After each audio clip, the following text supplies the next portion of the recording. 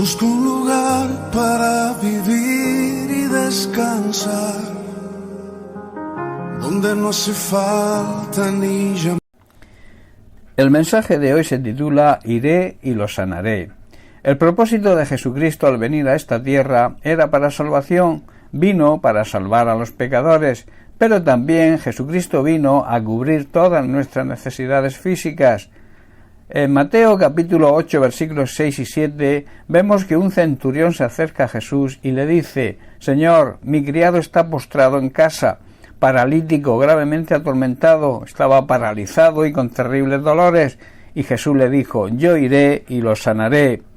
En el pasaje que hoy nos ocupa recibimos la enseñanza de que Jesús también vino, aparte que para salvar a los pecadores de la condenación eterna, para cubrir cualquier tipo de necesidad, y en este caso para sanar nuestras enfermedades.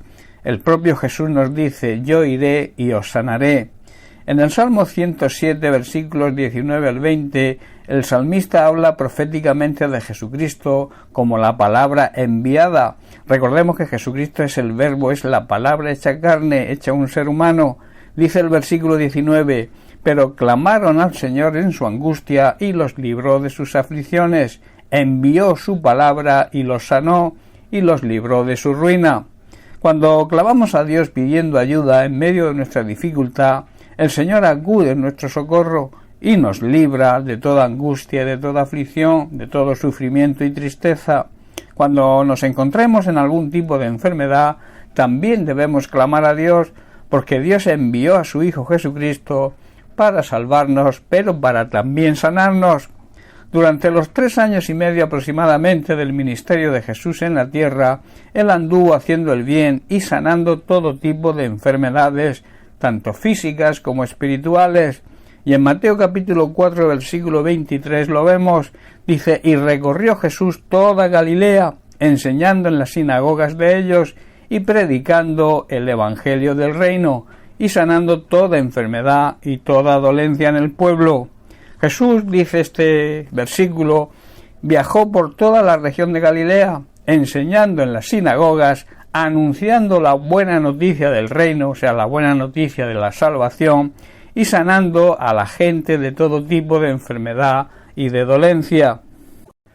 Jesucristo acostumbraba a decir la palabra adecuada en el momento preciso, y luego extendía su mano y sanaba de todo tipo de enfermedades, ya fueran espirituales como físicas, porque eso era parte de su ministerio, eso era parte de su misión al ser enviado a esta tierra.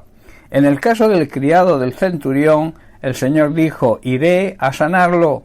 En nuestro caso, cuando clamemos, cuando le pidamos ayuda, también nos dirá: iré y os sanaré, porque Él sigue ejercitando su ministerio hoy, pero debemos saber que hoy lo hace a través de su iglesia.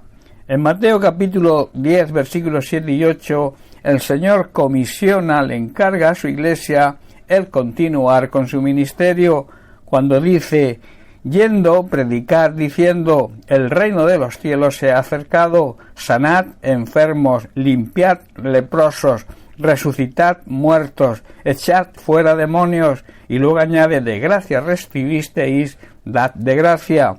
Debemos ir y predicar el evangelio a los incrédulos diciendo: el reino de los cielos está cerca, o sea, está a un paso. Ese paso es el arrepentimiento.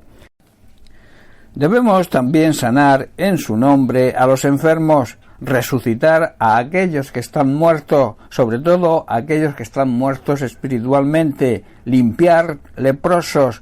La simbología de la lepra en la Biblia es el pecado, entonces quiere decir llevar a los incrédulos al arrepentimiento y que el Señor pueda perdonar sus pecados.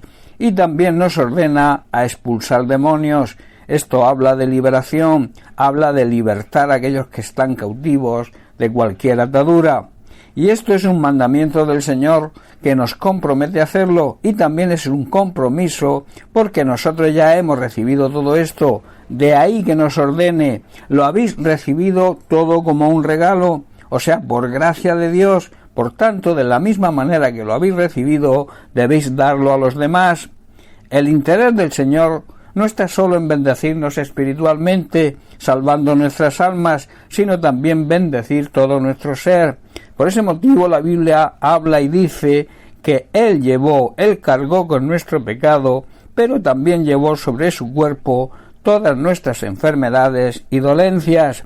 Dios, por medio de Jesucristo, hoy su Iglesia, su cuerpo espiritual, se interesa y quiere bendecir todo nuestro ser, espíritu, alma y cuerpo.